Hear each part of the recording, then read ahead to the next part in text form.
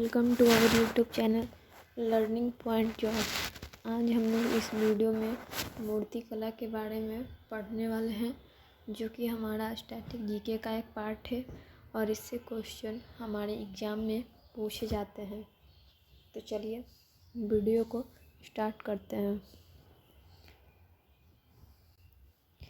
मूर्ति कला, ये जो मूर्ति कला का जो आरंभ माना जाता है ना, वो सिंधु घाटी सभ्यता से माना जाता है। सैंधव सभ्यता 2500 से 1520 ईस्वी तक जो रही, से हमें प्रस्तर धातु तथा मिट्टी की मूर्तियाँ प्राप्त हुई। इस काल में पकाई हुई मिट्टी की मूर्तियों का भी निर्माण होता था। यानी मूर्ति कला जो सबसे पहले आरंभ हुआ, मूर्ति बनाने का जो कला था, वो सिंधु घाटी सभ्यता से आरंभ हुआ। और सिंधु घाटी सभ्यता में कुछ कच्चे मिट्टी से भी मूर्तियाँ बनाई जाती थी और कुछ मूर्तियाँ मिट्टियों को पकाकर भी बनाया जाता था। देखिए यहाँ पे हड़प्पा सभ्यता की मूर्तियाँ दिखाई गई है।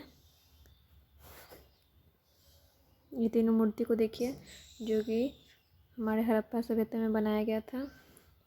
उसके बाद नेक्स्ट पॉइंट है कि पटना के दीदारगंज से प्राप्त स्त्री की मूर्ति 5.5 फीट की है, जो एक चौकी पर खड़ी है। यह मौर्य कालीन है।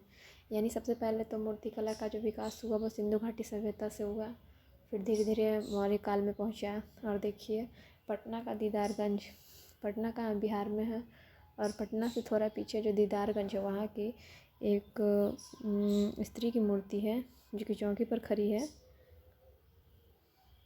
दिखाया गया है यहाँ इस पिक्चर में। देखिए जो कि 5.5 फीट की है। सिंधु घाटी सभ्यता के बाद सीधा जो मूर्ति कला बनाने का आरंभ हुआ वो मौर्य काल में गया। उसके बाद नेक्स्ट पॉइंट को देखते हैं कि मौर्यकालीन मूर्ति कला के सर्वोत्तम नमूने अशोक स्तंभों को मंडित करने वाली विभिन्न पशुओं की आकृतियों में दर्शनीय हैं। यानी अशोक का पिलर जो आप देखे होंगे, उसमें उसके ऊपर में बहुत सारा पशु का आकृति बना हुआ है। उसके बाद देखते हैं क्या है, कनिष्क के समय में बौद्ध धर्म की महायान शाखा के अंतर्गत भगवान बुद्ध की पूजा मूर्ति रूप में होने लगी थी। यानी कनिष्क कौन है? कनिष्क है ना, जो कुषाण वंश का एक प्रतापी राजा था। तो अशोक पिलर के बाद मूर्ति कला का जो विकास हुआ यहाँ कनिष्क के टाइम में हुआ, और कनिष्क के टाइम में ना एक सिर रहित मूर्ति प्राप्त हुई है। कनिष्क ने अपनी पहली राजधानी तो पेशावर में बनाई थी और दूसरी राजधानी मथुरा में बनाई थी।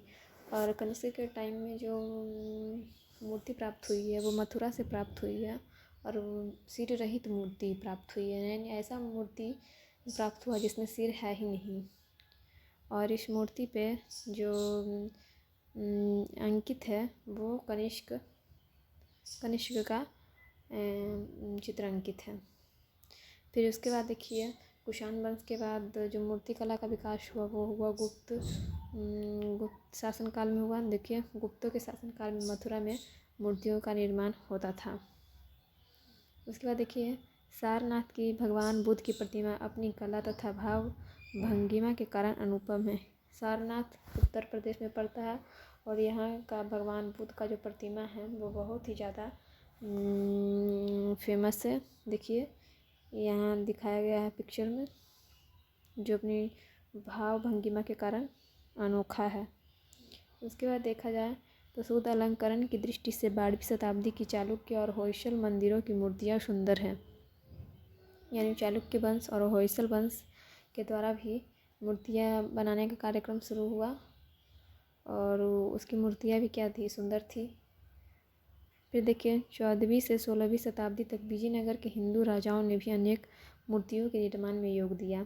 यानी धीरे धीरे मूर्ति कला का विकास बहुत ही ज़्यादा होने लगा, और सरोज वैद्यनाथन एवं प्रदोष दास गुप्ता मूर्ति कला के क्षेत्र में सुविख्यात है।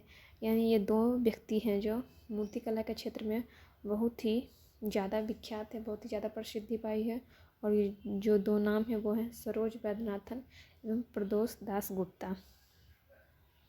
तो चलिए यहीं पर हमारा वीडियो समाप्त हुआ।